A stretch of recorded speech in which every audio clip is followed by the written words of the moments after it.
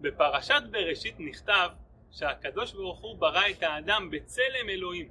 כלומר, יש איזשהו דמיון בין האדם לבין הקדוש ברוך הוא. כמובן לא מדובר על דמיון חיצוני גופני, אלא מדובר על דמיון בתכונה מסוימת. כמו שהקדוש ברוך הוא שולט על כל הבריאה, כך הוא החליט להפקיד את האדם כשליט על הבריאה. שים לב שאתה לא מקלקל את מעשיי, כי המעשים שלך יקבעו אם הבריאה תהיה במצב טוב או חלילה במצב שלילי.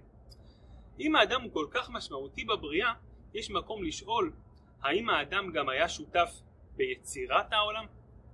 לכאורה התשובה היא לא. הקדוש ברוך הוא היה היחיד, כמו שקראנו בפרשת בראשית, שהוא ברא את כל מעשה הבריאה בששת ימי המעשה.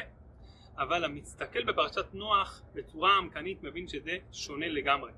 המצב הראשיתי של הבריאה היה שהארץ הייתה תוהו ובוהו ורוח על פני תהום, ורוח אלוהים מרחפת על פני המים. אם כן, המצב הראשיתי של הבריאה היה שהארץ כולה הייתה מלאה במים ורוח מנשבת על גביהם. בפרשת נוח, לאחר שבני האדם השחיתו את דרכם, הקדוש ברוך הוא החליט לעשות ריסט, להציף מחדש את העולם כולו במים ולהעביר על גביו רוח, כמו שכתוב, ויעבר אלוהים רוח על הארץ וישוקו המים.